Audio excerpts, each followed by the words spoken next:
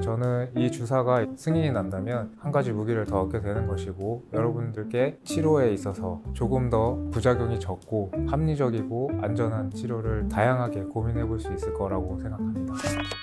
안녕하십니까. 저는 여러분들의 무릎 건강을 책임지는 연세건우병원 정호원 원장입니다. 오늘 방송을 켜게 된 이유는 무릎 관절각 내 PRP 주사에 대해서 소개해드리기 위해 방송을 켰습니다. 사실 진료를 보다 보면은 관절염 환자분들의 여러 기수가 있습니다. 1기에서 중 4기까지 기수가 있는데, 제일 애매한 게 60대에서 65세 사이에 2, 3기 정도 관절염 가진 어머니, 아버님들이 제일 치료하기가 조금 애매합니다. 물론 대학병원에서는 휴식 관찰 기간이 길기 때문에 약을 주고 한 6개월 뒤에 봅시다 이런 경우가 많습니다. 그래서 그 6개월간의 환자분들이 어떤 통증이나 경과 이런 것들이 어떻게 되는지 저도 잘 알 수 없었습니다. 근데 이제 지역사회 병원에 나오고 직접적으로 할머니, 할아버님들을 뵙고 빠르면 일주일, 늦어도 한 달 정도 간격으로 계속 뵙다 보니까 이게 약물 치료만으로는 통증을 조절하기에 어느 정도 한계가 있습니다. 관절염 치료의 핵심은 이제 삶의 질을 향상시키고 기능을 개선시키는 것이 핵심이라고 생각을 하는데,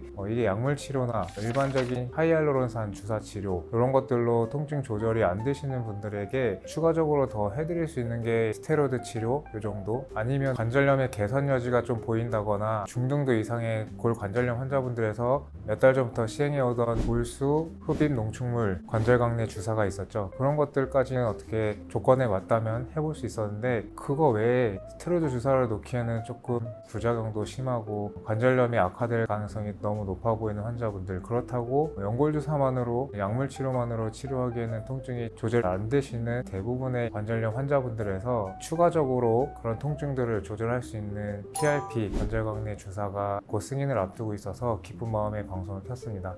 PRP 주사는 사실은 허가가 안 났다고 해서 이게 몸에 안 좋거나 유효성이 없는 주사는 아닙니다. 우리나라에서 허가가 조금 늦었다 뿐이지 해외에서는 여러 논문들에서 그리고 여러 병원들에서 그 효용성을 많이 입증해온 주사고 효과가 있는 주사입니다. 다만 모든 주사가 그렇겠지만 적절하게 사용했을 때 더 많은 이득을 볼 수 있겠는데요. 일단은 PRP 주사에 대해서 설명을 좀 드리자면, 우리 피 속에 있는 혈소판을 이제 농축시키는 주사입니다. 혈소판 안에는 다양한 성장인자 단백질이 들어있습니다. 근데 그냥 안정된 혈소판에서는 이런 것들을 유도해내기가 어렵고, 혈소판들을 모아서 원심분리기를 통해서 혈소판을 활성화를 시키고 농축을 시켜야 좋은 단백질, 성장인자들이 나오게 됩니다. 그런 성장인자들의 효과가 무엇이냐? 관절 안에 들어가서 관절 안에 있는 염증 물질들을 감소시키고 주변 조직들을 성장시키고 관절 내 환경을 개선시켜서 관절 연골이 더 상하는 그런 단계를 늦추고 막아주고자 하는 것이 PRP 관절각 내 주사의 목적이라고 보시면 되겠습니다. 그러면 그렇게 좋은 성장인자들이 들어있는 주사를 맞으면 연골이 재생이 되느냐? 이렇게 보긴 좀 어렵습니다. 왜냐하면 연골 자체는 재생 능력이 없기 때문에 한번 닳아서 뼈가 노출된 그런 관절에는 연골이 재생될 능력이 없습니다. 그래서 아무리 좋은 성장인자를 넣어줘도 없는 곳에 새로 생기게 하지는 못합니다. 하지만 관절염 2, 3기 정도 되는, 수술을 하기에도 애매하고 그렇다고 가만히 두기에는 통증이 심한 그런 환자분들에서는 연골이 어느 정도는 남아 있습니다.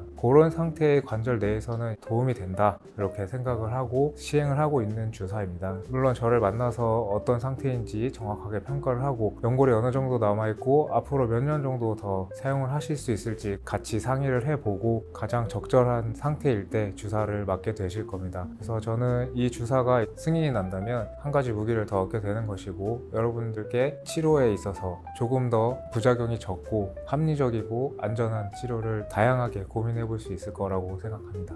오늘 여기까지 설명을 드리고 자세한 내용은 추가적으로 설명할 수 있도록 하겠습니다. 감사합니다.